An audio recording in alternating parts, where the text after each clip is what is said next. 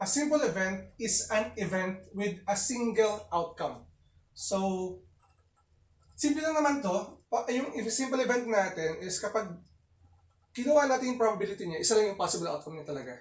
Okay? For the formula of simple event, we have P of E, or probability of event, is equal to the number of favorable outcomes over to the number of all possible outcomes. So, for the numerator, the number of favorable outcomes, these are the outcomes or the outcome that is favorable to your event. And next, you have the number of all possible outcomes as your denominator. In other words, ito yung iyong sample space. Kung ilan yung bilang ng lahat ng possible outcomes sa isang experiment.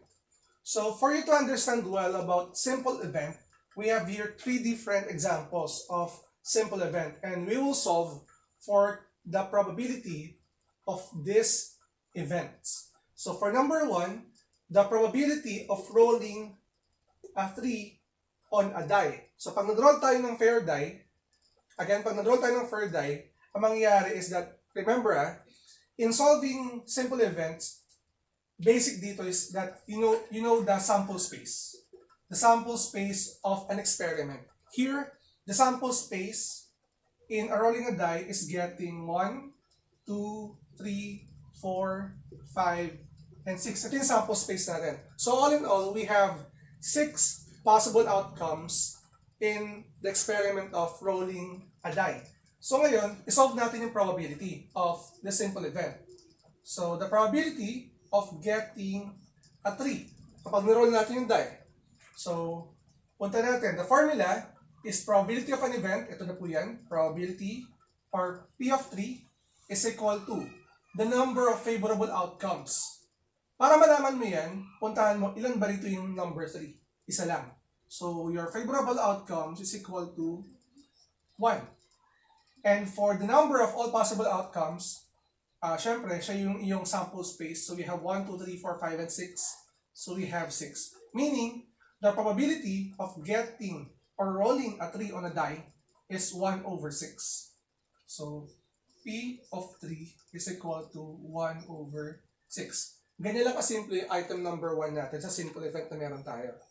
Okay? So, let's move on with item number 2. So, let me erase this one.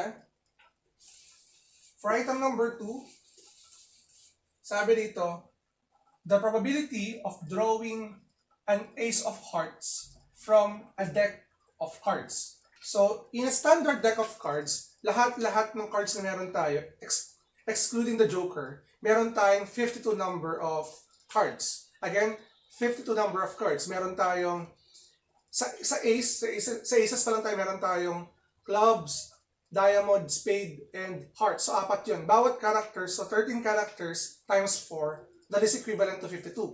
So, again hindi ko na kailangan isulat lahat ito yung sample space natin. Pero, all in all, alam natin na meron tayong 52 possible outcomes sa experiment ng pag-draw ng cards. So, here, to find the probability of getting, so, lagyan natin probability of getting an ace of hearts. Lagyan natin hearts. Yan, sana all may heart. Yan. So, ilan ba yung ating ace of hearts? Di ba isa lang naman? So, lagyan natin dito 1. Yun yung favorable outcomes natin. And then for the number of all possible outcomes, that is the total number of cards in a standard deck of cards. So that is 52 cards all in all. So the answer here for the probability of drawing an ace of hearts is none other than 1 over 52. So that is 1 over 52. Okay? So let's move on with the third one. The probability of getting ahead in tossing a coin. So, the probability of getting ahead in tossing a coin. So, syempre, pwede natin sulat yung sa ating sample space because we only have 2 possible outcomes. So, sample space ng ating experiment. Again, the experiment is tossing a coin. So, these are the possible outcomes. You have the head, tail. Yan. Tossing a coin. And then, the event here is getting ahead. So, we can denote it as the probability or P of H. Probability of getting ahead. And then, alam naman natin na meron tayo isang head lang. So 1 over the number of all possible outcomes, which is 2. So ito yung sagot natin. Or pwede ito sabihin na 50%. Interpret natin.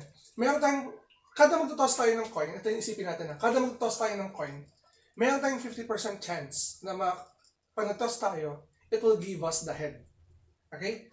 Same with with the tail. If ang event natin ay tail naman, tossing a coin and getting a tail, it will give you 50% chance para makuha mo yung tail. So, in the next part of our video, I'll be giving you a real-life example wherein may encounter niyo yung simple event. Now, we have here a problem wherein a survey was conducted to determine students' favorite brand of sneakers. So, nagkaroon ng survey about kung anong gustong sapatos o anong brand ng sapatos ang gusto ng mga estudyante. Each student choose only one brand from the list of brands. So, ayun mga brands natin ay A, B, C, D, or E. Meron tayong 5 different brands. At ito yung table ng survey na yan. So, for the first column, ito yung brand ng sneakers. We have 5 brands. And the number of students na pumili ng different brands. Example, sa brand A, merong 12 students na gusto nila yung brand na yon. For brand B, merong 15 students. For brand C, we have 24 students. And for brand D, meron tayong 26. And lastly, sa huling brand na meron ng sapatos, is that merong 13 students na pumili. Ngayon, tanong dito, here's the problem. What is the probability, again, what is the probability that a student's favorite sneaker is brand B? So, gano'n daw kalaking chance na yung brand B ang pipiliin ng bata or ang student ang favorite ng bata. So, sir, paano ngayon yung computation nun? Simple lang naman. So, ang event natin is yung brand B. So, it will become the probability of brand B or B is equal to ilan ba yung kumuha or ilan ba yung pumili ng brand B. That is 15. So, you have here your numerator B equal to 15 over. Kapag inad natin lahat to, number of all possible outcomes, lahat ng pumili ng A to E. And pag inad natin lahat yan, that is equivalent to 90. And simplifying this fraction, yung probability of getting brand B or favorites nila ay brand B is simply 15 over 19, that is equivalent to 1 over 6. Ito ngayon yung probability na yung favorite shoe brand ng mga estudyante is equivalent to 1 over 6. So,